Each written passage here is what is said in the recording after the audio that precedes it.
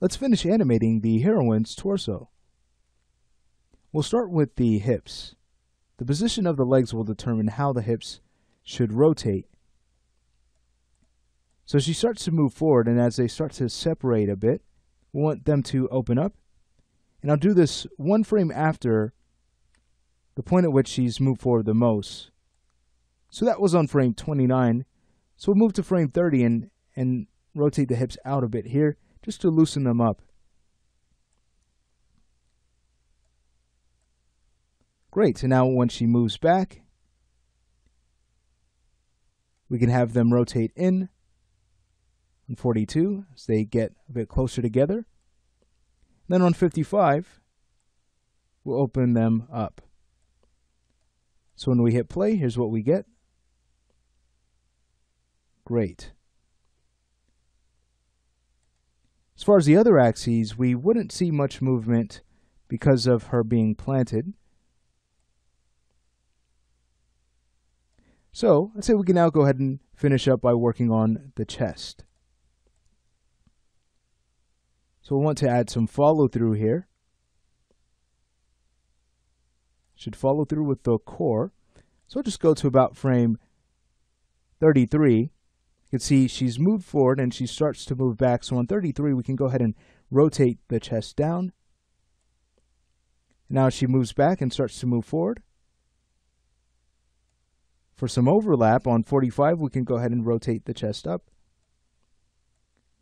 And then bring it down very slightly on 55.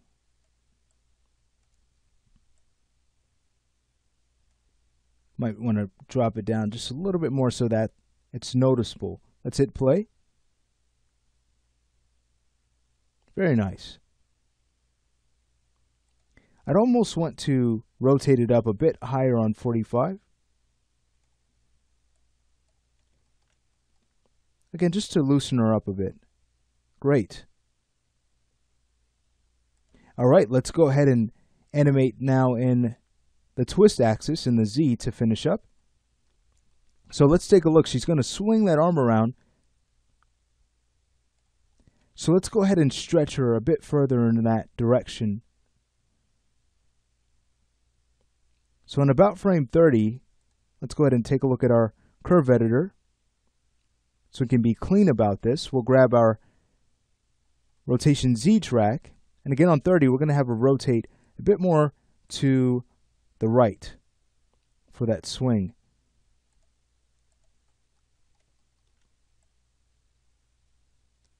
And this will help to not only loosen her up, but to show the amount of force that she's put into the sword swing. All right, so now we need to have her rotate in the opposite direction. She's gotten to her max on the twist, so she now needs to naturally rotate to the left. So we can have that happen at about 47, just to offset it from the key we set on 45. So I'm going to go ahead and grab this key on 45 and just drag that down, but not much. And then we no longer need this in-between key on 33, so I'll just go in and delete that. Now you'll see she's going to twist too much when we get to 55, so we just need to drop that key.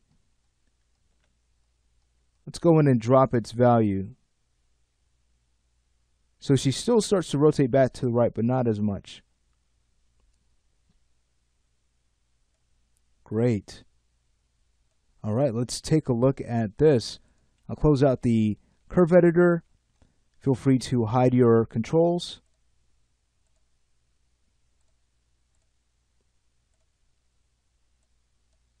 And now we can play this back. Beautiful. So I'll check this out in more than one view just to make sure we're set on the torso's final movements. Looks very nice. The side view looks great. And all of this will come together once we've finalized the arms and the character's head. And speaking of the head, that's what we're going to move to next. in the following lesson.